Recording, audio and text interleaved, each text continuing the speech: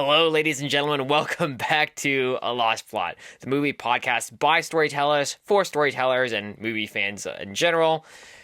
We're just here to learn about stories so we can understand stories better and tell better stories ourselves. As always, I'm your host, Maverick, and today we have as our guest for this podcast, our favorite, Avalon. Avalon, thanks for coming back.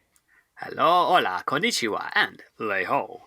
Today, we are going over a recent release out in the theaters. We weren't actually expecting to review this, and then on the cuff we said, why not give you guys a little gift of something recent? Why do we always have to do the classics and not do the recent stuff? No, today we're doing a recent stuff. Today we're doing the Ministry of Ungentlemanly Warfare, a 2024 action/war movie that is written by Paul Tomasi, Eric Johnson, and Erich Abel, and directed by Guy Ritchie. It stars our very own Henry Cavill as Gus March Phillips, Alan Rickson as Anders Lassen, Alex Pettyfer as Jeffrey Appleyard, Carrie Elwes as Brigadier Gubbins, and, the whole lot of them. You know who they are if you look them up on IMDb, so we're not going to worry about that. What we are going to worry about is the basics of what the Ministry of Ungentlemanly Warfare is about. So the Ministry of Ungentlemanly Warfare takes place during, the beginning part of World War II. It doesn't, I forget if it specifies year and date or not, but... It's before the U.S. is involved in the war. So that's some of the context, but I do believe it says specifically, I don't recall. Not a killer, but yeah. Yeah, so essentially the Germans have their U-boats in the Atlantic sinking all ships crossing over from the U.S., so the U.S. is supplying the British and the Allies at the whatever the resistance to the Axis at the time. So they're supplying, giving them help in some ways, and the Germans are sinking the ships. So the British figure out that these U-boats are being supplied at one particular location. So they assemble a team of ex-convicts and potentially insane people to sneak into this location and take out the ship and the supplies that the Germans are using to supply the U-boats. That's what we got. So, based on the 9-point rating system that we always use to rate these podcasts, Avalon, what did you give this movie? This movie got a 3.85 from me. Now, that being said, I wasn't expecting this movie to get a lot of points from me, just because story-wise, this movie isn't very strong, I guess. It's based on a true story, but it's not like there's in my mind, there wasn't a whole lot of strong themes to it. There wasn't a whole lot of strong character development either. It was just an action movie, more along the lines of Suicide Squad or Guardians of the Galaxy. It felt a little bit more like that. Yeah, it's definitely a put together a team and take out the bad guys and complete the mission. Somewhat of a, action movie, somewhat also a heist movie in some ways. So it's pretty classic in regards to those themes, but overall, yeah, I wasn't expecting a high rating. That being said, I recalled enjoying this movie fairly well when I walked out of the theater, and then when I went to review it, I realized that as much as I enjoyed it personally, it wasn't that amazing of a story. So I got pretty close to you. I got a 4.1. So we're not looking at high marks on this guy, but the question is why. So we'll get into that right now. Anyways, as always, you all want to know what happens at the beginning. Is the beginning something that grips you and goes, oh, I need to keep watching this? Avalon, what did you think? I actually liked the opening, only because not giving a whole lot of context for the two guys on the fishing boat, Henry Cavill's character and Appleyard. It's before we know they're on a mission, because it starts off them on this boat. The Navy of the Nazis, they board their ship to search it, and they are being kind of rude to Appleyard and what's Cavill's character's name? Well, it's not Appleyard. It's Anders Larsen, the and Mark Phillips. I'm sorry. It's Mark. Yeah, it's Phillips, and I'm pretty March sure it's Phillips. Gus Appleyard. March. But Oh, Appleyard was the one who they saved from the island. Oh, you're right. That's right. Not Appleyard. It's the other guy. Anders Lawson, the bowman. Yeah, the bowman. Yeah. Yeah. But like, they're both pretending to be Swedish fishermen, and it's like they're being threatened, and they start laughing in the Nazis' faces because it's like you're gonna kill him first. Yeah. Like they're making a whole joke out of it. So. Yeah, and they pretend that they're drunk, and then when it looks like they're about to get killed by the Germans, they jump into action and take them all out. So it felt kind of in that way. I thought it felt like one of those, like, introductory superhero moments where they go, these are the characters, and they overcome the bad guys, and these are their powers, quote unquote, or their ability to overcome evil is clearly established in this opening scene. That being said, it's a classic like action hero, action story opening where it's like we're given a clear presentation of their abilities. Yeah. And then the one guy comes out of the water, like clearly he put bombs or explosives on their big ship a few 100 yards away or whatever. Yeah. And then it all goes kaboom. So it was it's good, but it also felt so... We've seen this so many times recently, and maybe that's why when I was thinking about this, I couldn't even think of the opening scene until you just mentioned it just now. I was sitting here maybe trying it just stood out in my mind when he was insulting him, like, and they're pretending to be Swedish, and they're clearly, like, I don't know. It's like this... I think they're laughing about it and everything. It's just like the whole attitude, during the whole situation was just kind of funny to me. So maybe that's why it stood out. And it was funny. It gave you, like you said, Guardians of the Galaxy vibes on here that, oh, this is a fun crew of people getting together to accomplish a common good, right? So I get that impression, but for some reason it just didn't stick in my mind. So the opener didn't give me strong points, but they did a couple things well. I think that the humor is appropriate in this movie for the characters, and it's not overdone, but it's naturally humorous. It's like a bunch of guys just making jokes with each other and whatnot, that kind of humor, without going overboard and saying, oh, this isn't a serious moment either, when it wasn't necessary. So I appreciated that, and they start that right off the bat well with this opening scene. And then they introduce all the characters. They have their little, I'm putting together this team, and there's these people who are on the team, and they have this background, blah, blah, blah, as they're describing who he wants on the team when they're doing that flashback of March Phillips creating the team. He's like, I want this guy, and this is his backstory. I want this guy, and his backstory is in explosives, and this guy, he's a strong-armed fighter, and blah, blah, blah, right? So it felt very... It was very succinct, very quick to the point. It was fine. It established them as much as they needed to for the purposes of the story. Wasn't anything to write home about, though. So that was my impression. Okay. It's an opener, right? They have a chance to redeem themselves with the rest of the story, which is why we want to talk about the main character. What did you think of Gus March Phillips? And I should say to the audience, before we go too much further, this is loosely based off of true events. So it was revealed in 2016, I believe, that there was a secret special operations unit that was going on in the middle of World War II that was under the control of Winston Churchill. And this was the story about that. That being said, everything that happens in the movie, I looked up afterwards, it doesn't really happen the way that they said it did, but it does. It's a very loose interpretation, but it is based off of generally on it. Anyways. Yeah. Another thing about this movie, just to note, is that Ian Fleming, or the author of James Bond, he said that he was a part of the British war effort at the time.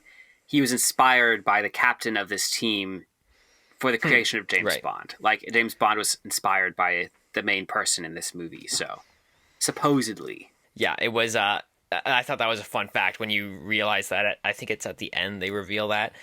So that's pretty fun.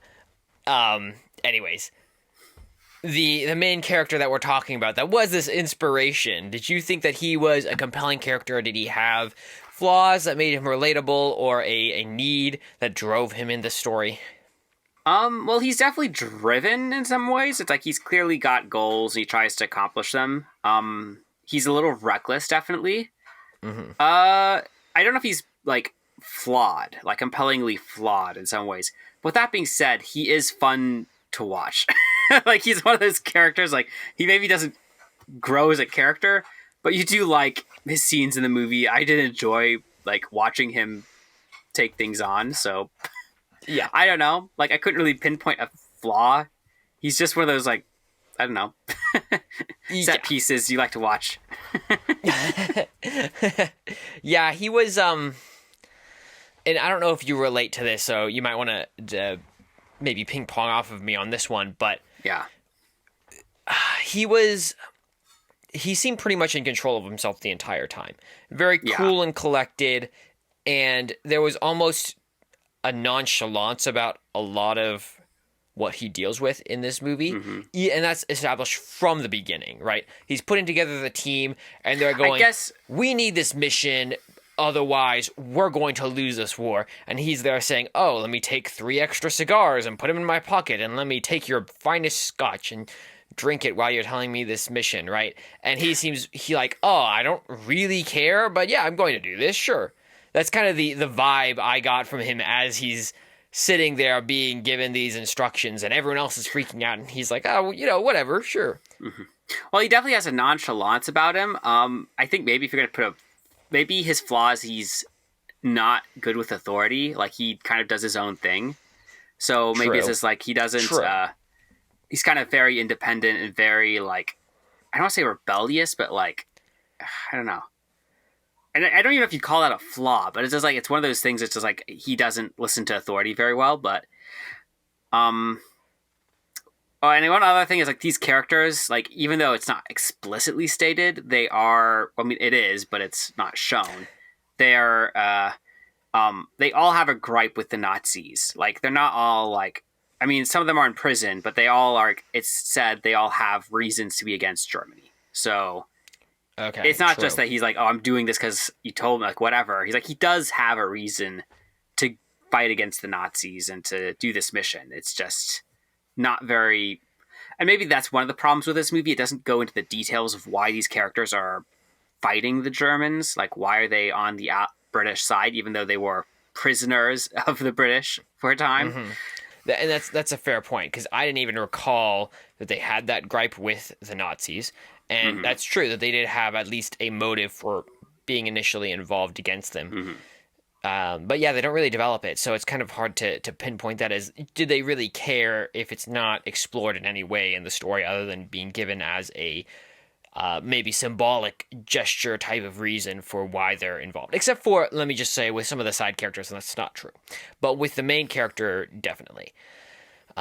Speaking of the side characters, did you think that they had their own motivations? I think some did, for sure. Yeah, some of them, they're all different. They're all unique. I mean, they're all kind of, it doesn't, as I said, they don't explore their motivations very much for the most part.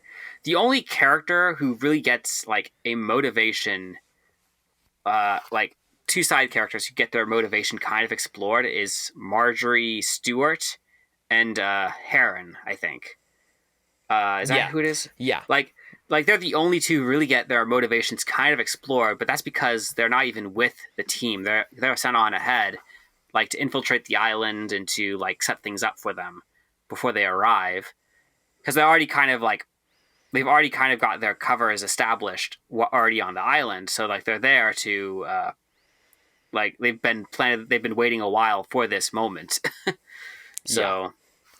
Yeah, and in the case of Marjorie Stewart, she's clearly has Jewish descent, and she has a thing against the Nazis for their treatment of Jews.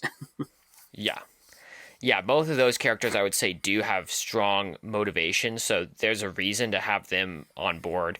Everyone else on the team, pretty much the same as what you see with the main character. Stock against the Nazis. We do not like Nazis, and we were in prison, but now we're not. So those ones I had less reason to feel like they had a compelling reason, especially when things get questionable or tough. But definitely with Heron and Marjorie, you get a sense in which they're in this for the long haul, and there's a reason that they're fully invested in this war against the Nazis. So, Mhm. you know, a mixed bag, I thought, but I thought that there was reason at least to consider them as characters and see, okay, there's something there. Mhm. I think motive is also a significant factor in any story. What did you think about the motive in this story? For the characters, or what do you mean? For the protagonist especially, but I mean, if the side characters you think Okay. are relevant as Well, I well, mean, just thinking broadly about this, like clearly this mission, uh, the idea is like if they fail this mission, the U.S. can't really do much more to help Britain and the other allies as they fight against the Axis. hmm Um, so like the future of the war and who's actually going to win is kind of dependent on their how they succeed or not. right, So, and I guess we are kind of skipping over another side character. I just realized we're skipping over Winston Churchill and his team in Britain, who are given several scenes. sure, So, and I and they do. I have to say they do.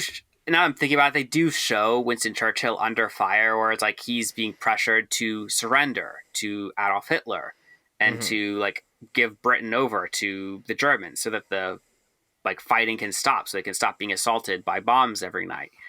right, And uh, he's holding out because he knows what will happen if they surrender to the Germans, and he has a secret team going because he's like, if they succeed, we can survive this war. It's like a last ditch effort, more or less, to survive. right. So, I think at the same time, he's trying not to let Parliament know that he has this team going because they're not supposed to exist. Right. Yeah, it's a secret operation, and that was one of the opening bits is that this is the special ops that existed before special ops kind of thing. So it's Mm-hmm. it is potentially it's more or less a rogue unit, and Mm-hmm. when that's not cool when the government, who is in some ways condoning this, is also not condoning it. So, it's like, what's going on? Yeah, I think Winston Churchill actually was one of the stronger parts of this movie. And Yes. I did appreciate whenever he came on the scene for sure. Mm-hmm. I mean, well, skipping ahead a little bit about heightened tension, but like as far as tension in this movie, like you definitely feel more of the tension with Winston Churchill scenes and with Marjorie Stewart and Heron scenes. Yeah, And I think in the case of Winston Churchill, like you see him under pressure, you see what he's going through, and you kind of see like, okay, why this mission needs to succeed. right. Um, with Yeah, With Heron and Marjorie Stewart, they're not I mean, they are adept fighters, but they're also kind of undercover. So it's almost like you're kind of like watching to see if they succeed, whether they can keep their cover while in this dangerous situation. So there is some tension there, and there is danger clearly to both of them. and I think you're right. The heightened tension is unique, I think, for this movie compared to maybe other sections of it. And that's maybe what stuck out to me especially Mm-hmm. about this compared to other movies, is that this movie has heightened is very good at raising the stakes, and they would Mm-hmm. add time pressures, and they would add random grenades into the scenario, if you will, that would say, Mm-hmm. oh no, this just got worse in this way. And what was interesting to me was that this movie is very good at raising the stakes without actually having anything bad happen yet. Mm-hmm. And No, I was gonna. Yeah, that was the one possible gripe I had was that I never had a doubt that Henry Cavill's or Phillips' team, was going to fail. Like we're hmm, never really shown them failing ever once in the movie, so it's almost like they just win, win, win, win, win, and so they're not. I mean, there is a time crunch, and you do feel hmm, that time crunch, but I don't know if I had a whole lot of doubt that they were going to lose. It was just like, right. okay, you were just curious to see how it played out. No, and did you say? But you would say, if I understand correctly, is that you had doubt about whether or not Marjorie and Heron would complete their side of the objectives, but not so much about Henry Cavill's character and their whole team.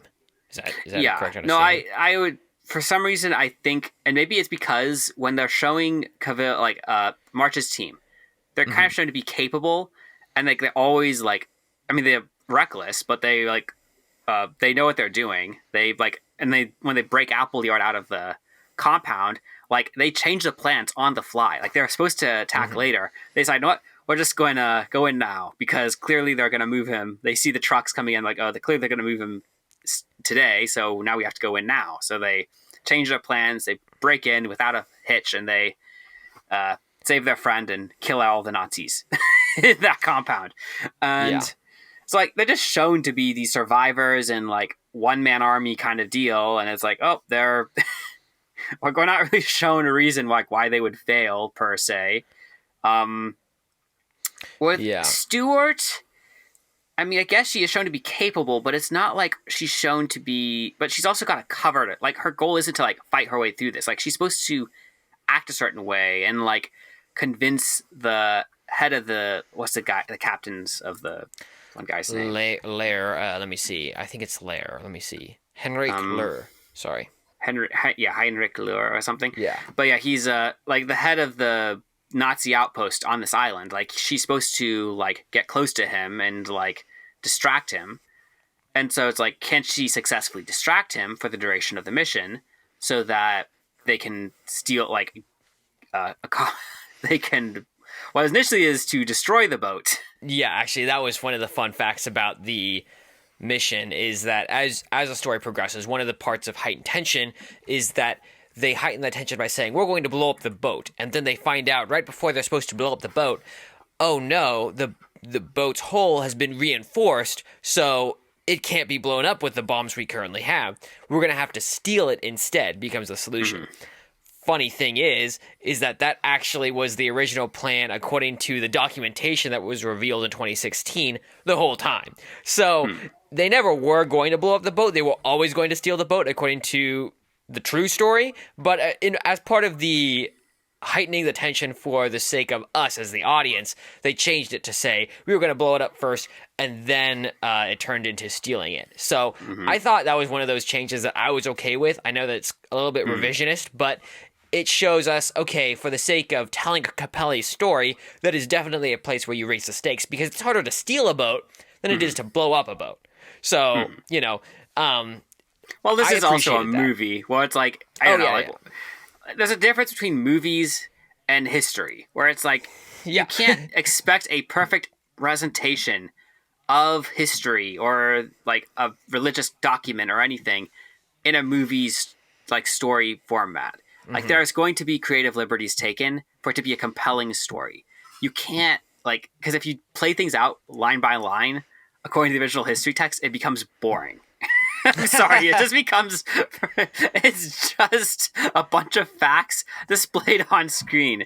And sure, it can make a great biography, or like a documentary, but it's like, it doesn't make a very compelling like drama or like action story if all you're seeing is facts.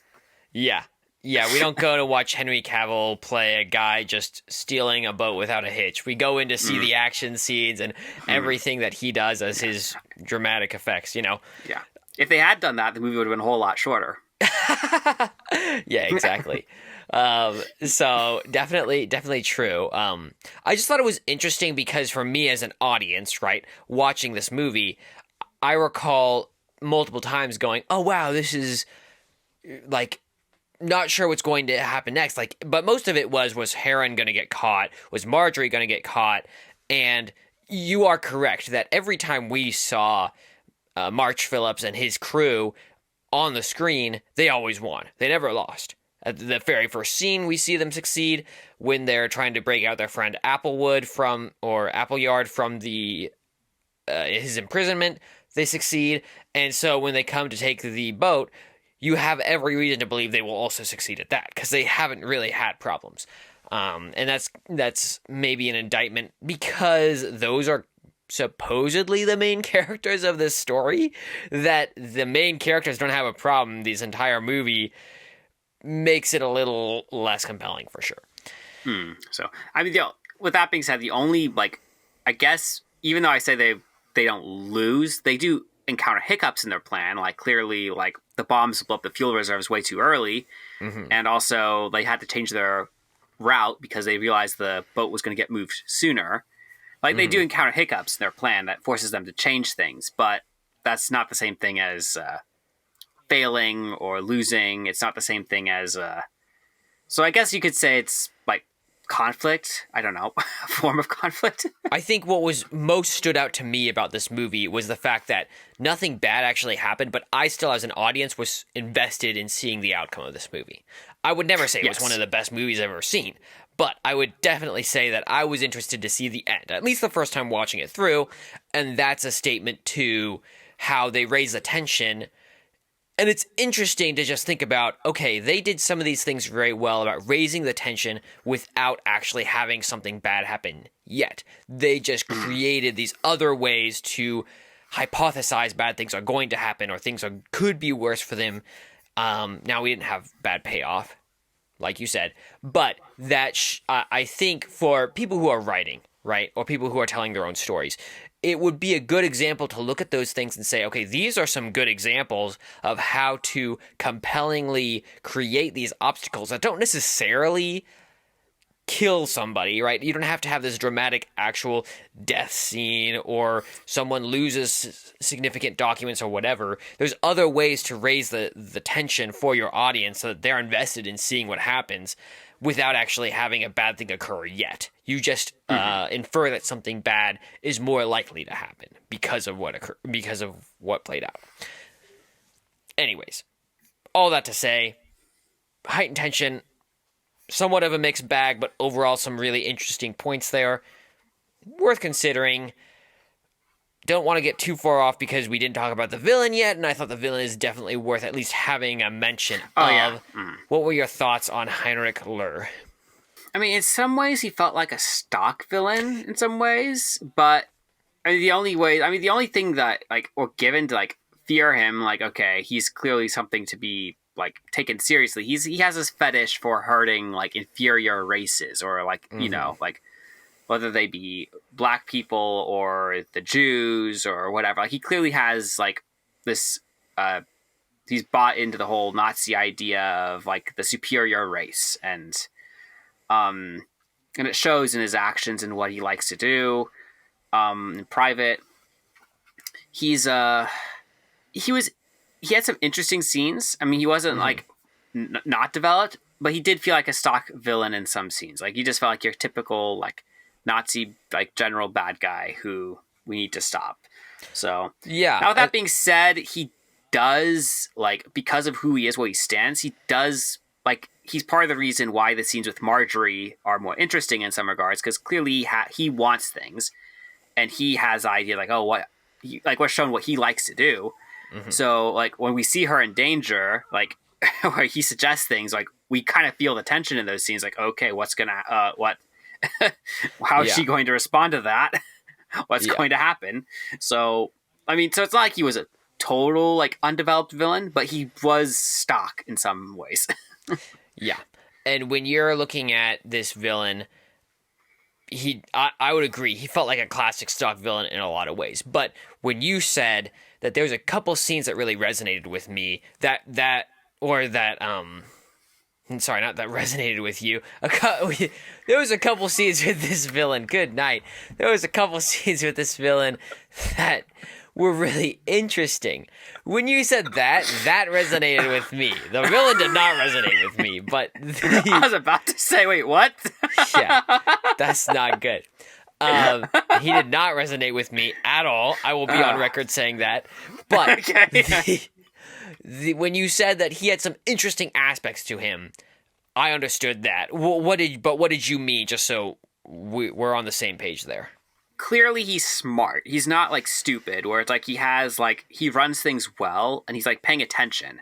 So it's not like he's he's not stupid. He clearly has, like, and he has things under control for the most part of the movie. like with his men. He has an organization. He has things very organized. So it's not like, oh, it's gonna be easy to exploit him. It's like there's a reason why Marjorie has to come in and distract him, because otherwise, if he's paying attention, he'll see pretty quickly that something's wrong. Mm-hmm. So she has there's a clear reason why she needs to do this, why she needs to be involved and get his attention. But at the same time, because of who he is, clearly he has a thing for hurting others and these and it's implied that he has these sexual proclivities as well. Mm-hmm. It's just there's these things that's okay, she's clearly putting herself in danger by interacting with him, because Right. if he finds out about her Jewish history, she's dead. And at the same time, if she continue depending on how she acts in front of him, she could still get hurt or get there are other things that could still happen. And it's okay, she's walking a very fine line here.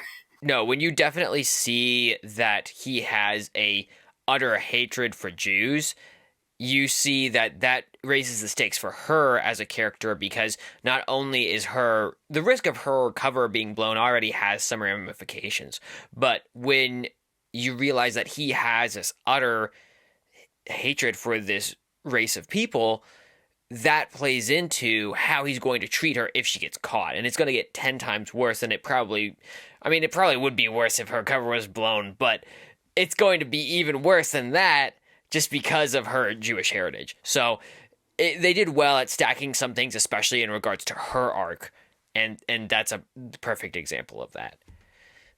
You mentioned themes just briefly earlier on, and I just wanted to retouch on that, and maybe messages as well too might be appropriate here. Did you think that there was any themes or messages in the story that are worth mentioning or really brought you? There's not really not really any themes or anything you can point to. This really felt like your standard action movie with zero substance. I don't know. It's we're given a historical setting, we're given this team of characters, we're given all this great action sequences that are very well done. Some of them are very entertaining and some of them are hilarious, but it's just it's, I don't know, there's no actual ideals are at stake. There's no aside from Nazis versus the Allies kind of thing, it's just okay.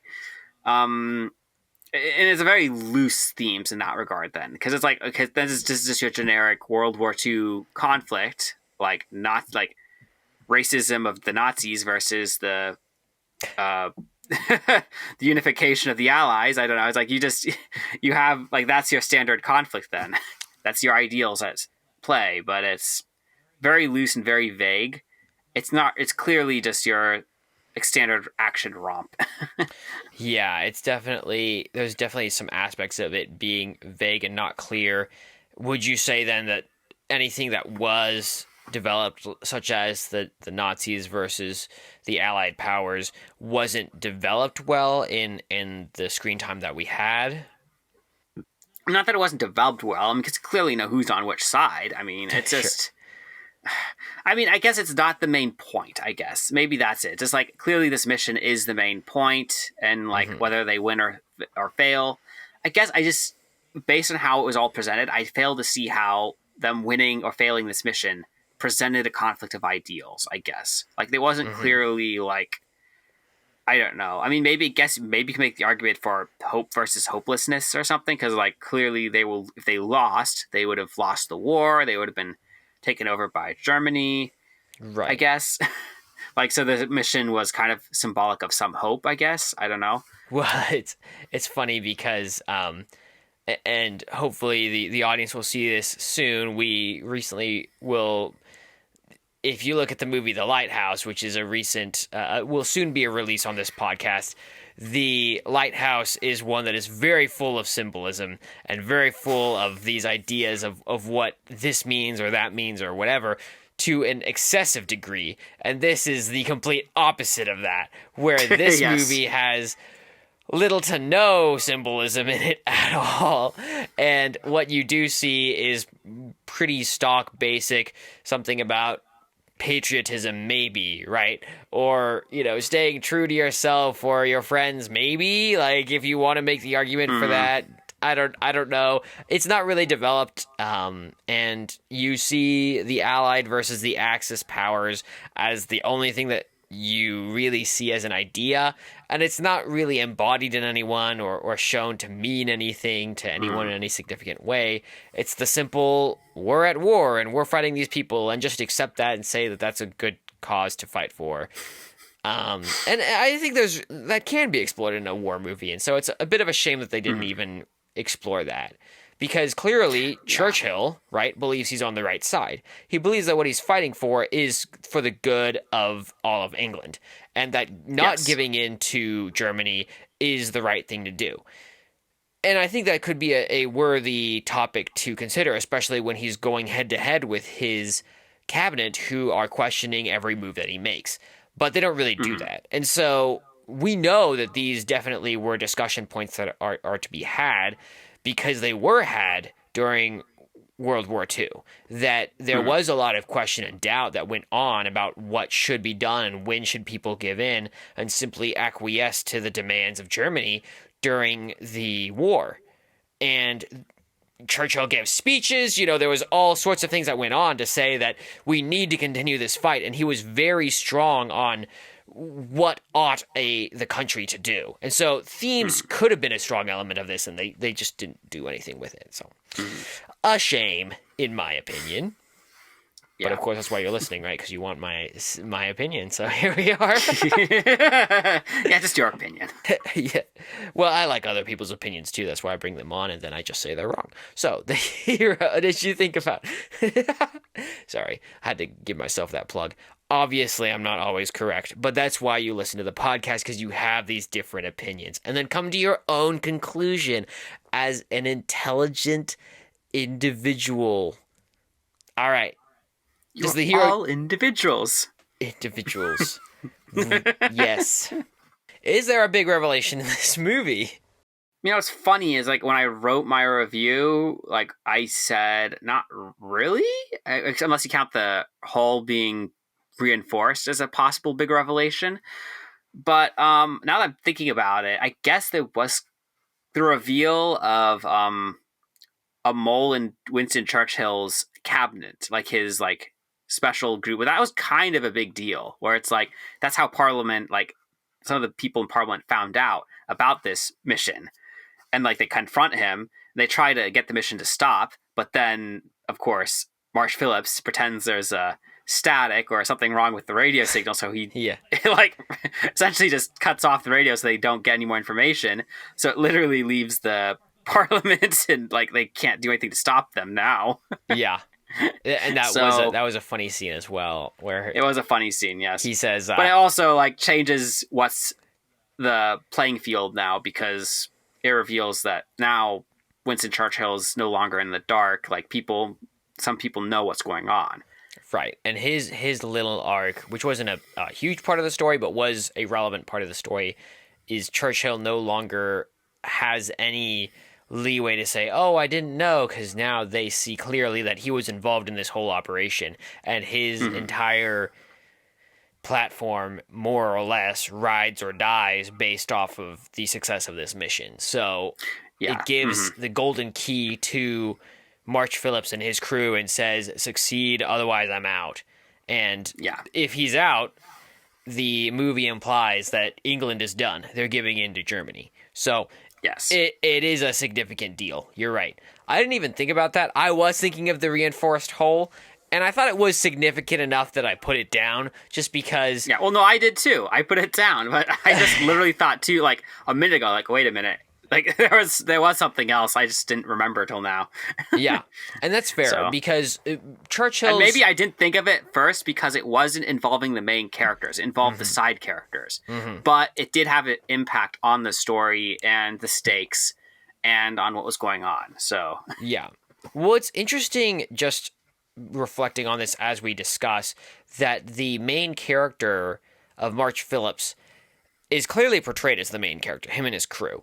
But at the same time, some of the most interesting stuff that happens in this movie has nothing or very little to do with him and has more to do with the other people involved. As far as actual storytelling merit, nothing of like major importance seems to happen with this character aside from the mission. Marsh Phillips' character. Everything happens with Churchill and some of these side characters. Yeah.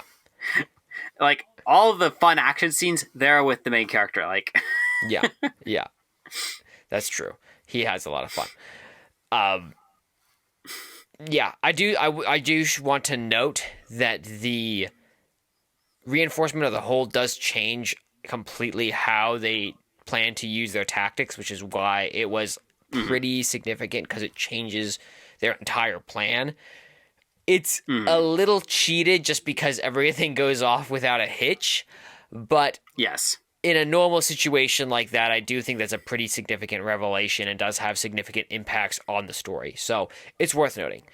I don't think the movie has a surprise ending, unless you have something that comes to mind to yourself.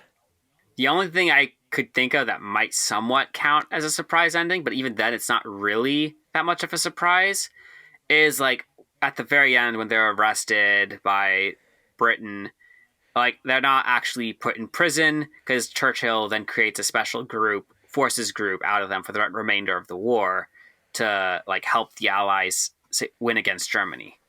Yeah. Kind of a surprise ending, but it wasn't like, I don't know. There's felt very little of writing on it. I don't know. Yeah. I mean, they gave a very Winston Churchill type speech where he calls them the Ministry of Ungentlemanly Warfare and creates his own crew of people that are going to now be directly under him, right? And that was it was a great scene, and it was surprising that he creates this whole group that's specifically underneath him, but you're not really expecting that they're going to stay in prison after having done such a successful, honorable deed by saving their country from the German U-boats, because the German U-boats now can't be fueled up by this tanker. Yeah. So essentially, they've given the Allies time to take control of the Atlantic and to get supplies from the U.S. Yeah, exactly.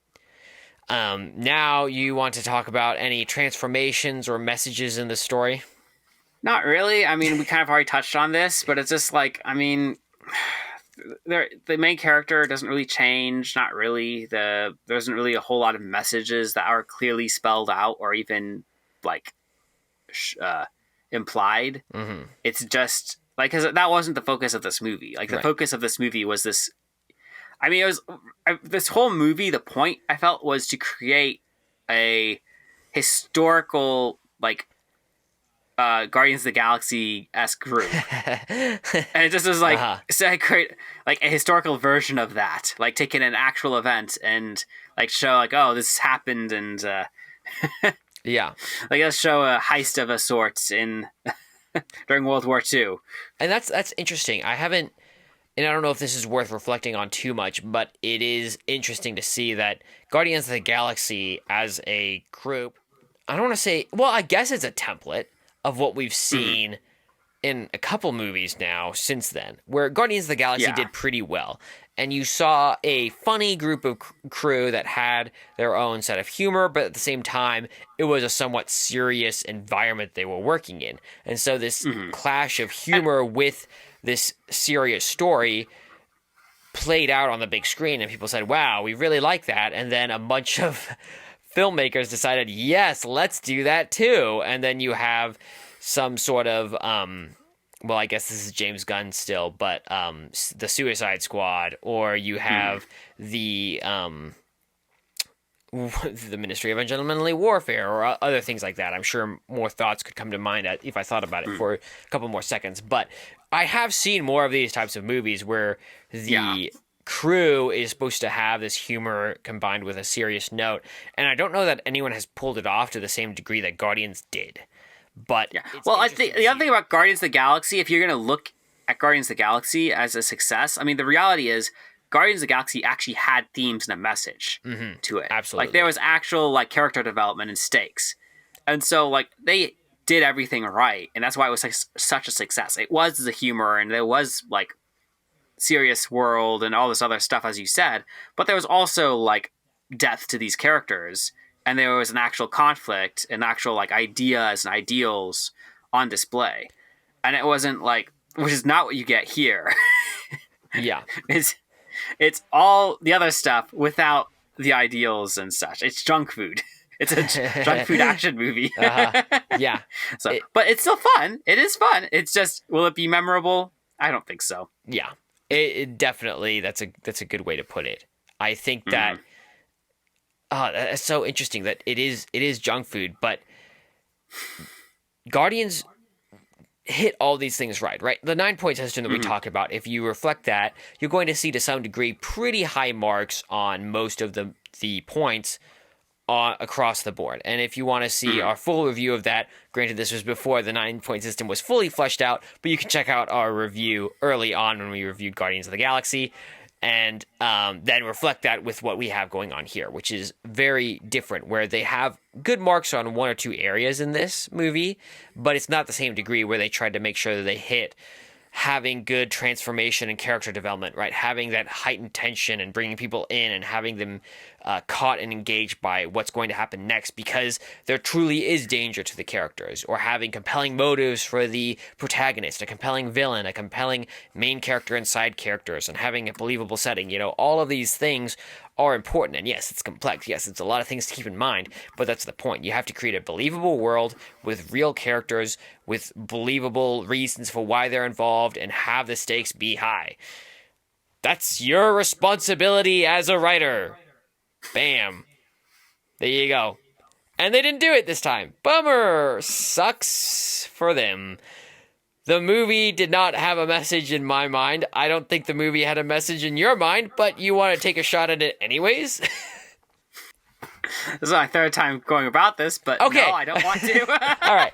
Just wanted to make sure I didn't miss anything there. We're coming close to the end, so wanted to give you a final chance to say your piece. I'm not going to change my mind in 5 minutes. Not on this. Okay, all right. Is the setting believable? And how if you want me to change my mind, give me a compelling argument. No. I'll give that for a different movie. If you want to hear an argument, listen to our review of The Lighthouse, which is coming out in a couple weeks. We recorded that one the other day. It was not as pressing as this one, because this one just came out. So you'll see this first. That being said, if you've watched The Lighthouse, you know why there was a contentious discussion there. Is the setting believable, and did the movie leave you satisfied? We're right at the end here. Well, I'll say, I don't know. Like, I'll say the setting is mostly believable because it is a historical world setting during World War II. It's not like they were like, something, I don't know, like breaking the rules of physics or something. Like, it's a fun action movie, so it's not like you're kind of suspending disbelief in that regards because of the action. I don't know. It's not like anything pulls you out of the movie completely because the setting isn't believable. Maybe a few little things, if you dig deep enough, would be like, wait a minute, why is this the case? But yeah. And as far as did it leave me satisfied?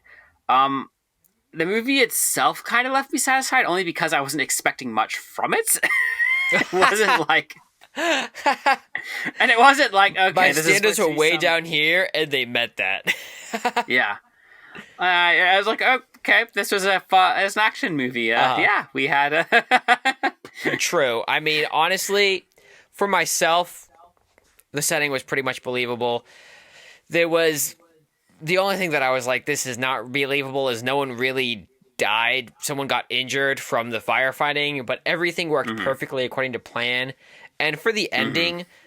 the mission goes completed, right? Everyone goes the way they ought. It was too clean in some ways, where Marjorie shoots the bad guy in the forehead as he's trying to capture her, and Heron gets away, and the whole team gets away, and someone gets, shot in the shoulder, I believe. But overall, everyone's good, where they killed hundreds, if not thousands of Nazis in the process of this bloodbath.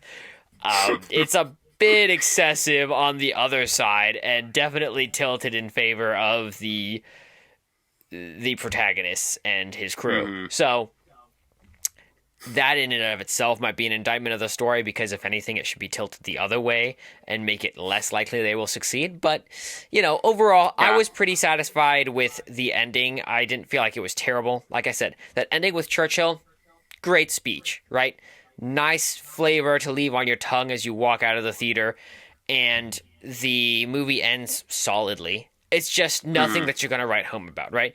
You're not going to be thinking about the Ministry of Ungentlemanly Warfare in 5 years, 10 years, 20 years, whereas I will be thinking about Rome in 5 years, 10 years, and 20 years, and Gladiator, and Lord of the Rings, The Return of the King, and Inception. Maybe, yeah.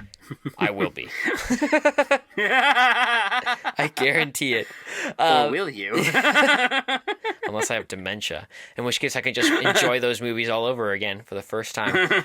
And so, the only way you'll be thinking about the Ministry of Ungentlemanly Warfare again is when the sequel comes out. Oh gosh, what would the sequel? I guess they did go on other missions, right? And so what I did read was that while the events of this heist, more or less, did not occur as they said, right? According to the official documentation, they got out with the boat without much of a hitch at all. There wasn't this whole firefight and whatnot that you see in the movies. But there were other firefights that they had in the course of their encounters that were pretty contentious, and they made it out of those alive. And so there was some inspiration from other combats that they experienced as a team. So I guess they could have a after story or a sequel. I probably won't watch it unless it's to review it for this podcast. Because I don't expect a lot. And that's not what you should expect either. Yeah. And that's what we got. That's all we got. That is the pod. We will be back, as always, next week. Will next week be the Lighthouse? We'll have to see. So you'll just have to come back and see us all then.